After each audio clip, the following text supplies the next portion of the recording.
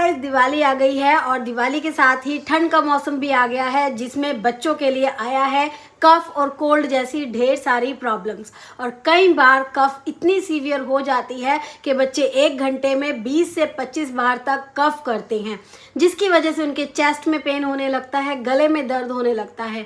Even कफ की problem इतनी severe है कि वो फैमिली में सबका रूटीन हैम्पर कर देती है। ओवरनाइट नींद नहीं आ पाती है और हम सबको कितनी ज़्यादा प्रॉब्लम होती है। तो आज की वीडियोस में मैं हूं प्रियंका, जो आपके लिए लेकर आई है 10 most effective ways to treat cough in children. ये ऐसे तरीके हैं जो मोस्ट प्रैक्टिकल हैं और इसमें से कुछ तरीके तो ऐसे हैं जो कि ओवरनाइट कफ को ट्रीट करते हैं। जी हाँ, ये सारे तरीके 100% टेस्टेड है और प्रूवन है and I will make sure कि आप इन मेथड्स को ट्राई करें और इनको जल्दी से जल्दी अपने बच्चों की कफ में सुधार देखें। तो guys, welcome back to my channel. This is Priyanka. In this video I am going to share top 10 ways to treat cough in children. तो वीडियो पूरी देखिएगा क्योंकि आई एम 100% श्योर कि इसमें आपको कोई ना कोई पॉइंट ऐसा ज़रूर मिलेगा जो आपके बच्चों की कफ को ओवरनाइट ट्रीट करेगा। तो चलिए शुरू करते हैं। Let's get started. Number 1 is precautions, यानी कि परहेज।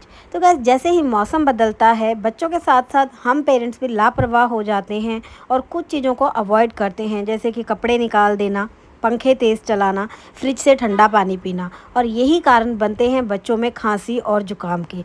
तो मौसम बदलने के साथ तुरंत परहेज रखना शुरू कर दें और बच्चों में भी इस चीज़ की आदत डालें ताकि खांसी के लक्षण बढ़ नहीं पाएँ और टाइम रहते खांसी पर कंट्रोल पाया जा सके। Number 2, use nebuliser. नेबुलाइज़र एक ऐसा उपकरण है जिसके अंदर से ठंडी भाप निकलती है और वो बच्चे के गले को मॉइस्ट रखती है, यानी कि गीला करके रखती है, जिसकी वजह से कफ के अटैक में कमी आती है। अगर आपके पास नेबुलाइज़र नहीं है तो आप किसी पड़ोसी से बोरो कर सकते हैं या डॉक्टर के पास जाकर के भी इसकी सुविधा ले सकते हैं। इसके लिए आप नेबुलाइज़र में सेलाइन वाटर यूज़ कर सकते हैं, जिसको आप घर में बना सकते हैं। उसमें आपको 250 ml वाटर के अंदर ½ टीस्पून नमक डाल करके उसको 15 मिनट के लिए अच्छे से बॉयल करना है। फिर उसको बिल्कुल ठंडा कर लें और आप उसको नेबुलाइज़र में डाल करके यूज़ कर सकते हैं। या फिर मार्केट में आपको बना बनाया सेलाइन भी मेडिकल शॉप पे मिल जाता है, आप वो भी इस्तेमाल कर सकते हैं। ध्यान रहे कि इसके लिए डॉक्टर की सलाह लेना आवश्यक है। नंबर 3, गार्गलिंग, यानी कि गरारे करना। कॉन्टिन्यू लंबे समय तक खांसी करने की वजह से गले में सोजिश आ जाती है, जिसकी वजह से गरारे करने से सोजिश में कमी आती है, हीलिंग होती है, बैक्टीरिया की ग्रोथ भी कम होती है। और तो और अगर गार्गलिंग के वाटर में थोड़ा सॉल्ट ऐड कर लिया जाए, उसकी वजह से बलगम पतला होता है, जिसकी वजह से कफ करने की इच्छा में भी कमी होती है। तो जब भी बच्चों को खांसी हो तो उनको नियमित तौर पर रात को गार्गलिंग ज़रूर कराएं। Number 4, stay hydrated. क्या आप जानते हैं उचित मात्रा में पानी पीने से हमारी बॉडी के अंदर न्यूट्रिएंट्स का अब्जॉर्प्शन और भी अच्छे तरीके से होता है, जिसकी वजह से हम बीमारियों से जल्दी रिकवर हो जाते हैं। और कफ़ के समय में तो ये और भी ज़्यादा ज़रूरी हो जाता है। तो जब भी बच्चे को कफ़ हो तो उन्हें उचित मात्रा में पानी पिलाएं। थोड़ा सा गुनगुना पानी और भी ज़्यादा बेहतर रहता है, जो बच्चे को सोर थ्रोट में भी आराम दिलाता है। Number 5, sleep position. रात के समय कफ का अटैक बहुत भयानक होता है और ऐसे में स्लीप पोजीशन एक मेजर चेंज ला सकती हैं। बच्चे के सिर को थोड़ा सा एलिवेट कर दें, सिर के नीचे एक और पिलो लगा दें, जिसकी वजह से बलगम जो है वापस गले में नहीं जाएगा, जो कफ को ट्रिगर कर सकता है। ड्राई कफ होने पर साइड में सोना बेहतर माना जाता है। Number 6, taking rest.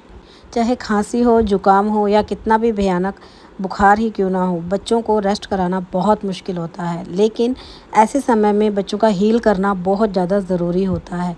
तो ये ज़रूर इंश्योर करें कि बच्चे दिन में 2 घंटे का रेस्ट कम से कम करें, ताकि उनको गले में हीलिंग हो और उनको कफ़ के सिम्टम में जल्दी से जल्दी रिलीफ आए और वो अपनी रेगुलर एक्टिविटीज़ पे, हेल्थ पे वापस आ सकें और उनकी हेल्थ ख़राब ना हो। Number 7, home remedies. हमारे घर में कुछ ऐसी औषधियाँ होती हैं जो कि खांसी को ट्रीट तो नहीं करती हैं, लेकिन हमारे खांसी के समय को बहुत आसान बना देती है। जैसे कि तुलसी। तुलसी एक ऐसा एंटी इन्फेक्टिव प्लांट होता है जो कि घर की हवा को शुद्ध करता है और बहुत सारी बीमारियों को भी हमसे दूर रखता है। और शहद भी बलगम को पतला करने में बहुत सहायक होता है। तो तुलसी के कुछ पत्ते शहद के साथ एडमिनिस्टर करने से कफ में बहुत ज़्यादा रिलीफ मिलता है। इस मिश्रण को आप सिम्टम इम्प्रूव होने तक इस्तेमाल कर सकते हैं। उसके बाद आता है हल्दी, जिसमें पोटेंट एंटी इन्फ्लेमेटरी प्रॉपर्टीज़ होती हैं। तो आप बच्चे को हल्दी वाला दूध दे सकते हैं और अगर आप इसके अंदर थोड़ी सी काली मिर्च ऐड कर देते हैं तो आप इसके मैजिकल इफ़ेक्ट देख सकते हैं।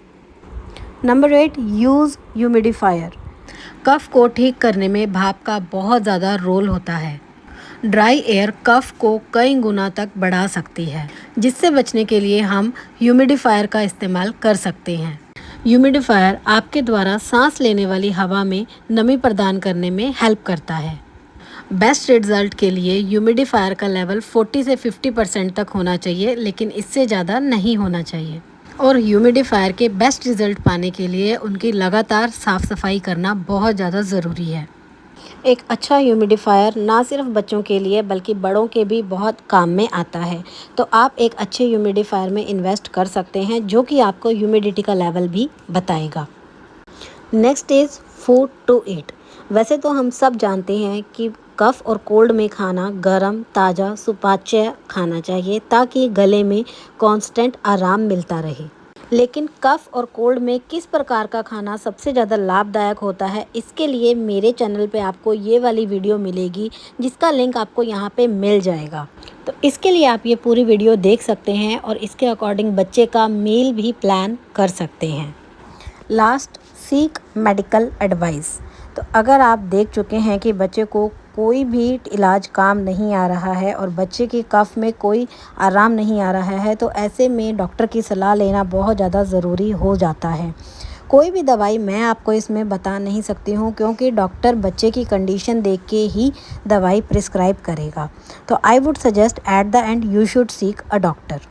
So guys, have you seen the most effective ways to treat cough in children? ये ऐसे तरीके हैं जो मोस्टली मैं भी अपने बच्चे के लिए यूज़ करती हूँ और जो ओवरनाइट बच्चों को कफ ट्रीट करने में बेनिफिशियल होते हैं। तो अगर you are one of the mothers जो इन प्रॉब्लम से जूझ रही है, वो इन टिप्स को ज़रूर ट्राई कर सकते हैं। अदरवाइज़ अगर आप किसी अपने रिलेटिव को, अपने फ्रेंड को या अपने फैमिली में किसी को जानते हैं जो इस प्रॉब्लम को फेस कर रहे हैं, उन्हें ये वीडियो ज़रूर शेयर कर दीजिएगा। हो सकता है उससे इनकी बहुत बड़ी हेल्प हो जाए। तो गाइज, आई होप कि आपको ये वीडियो अच्छी लगी होगी। अगर अच्छी लगी है तो इसको लाइक, शेयर और मेरे चैनल को सब्सक्राइब जरूर कर लें। Till then, this is Priyanka signing off. I would like to see you back in my next video. Bye bye.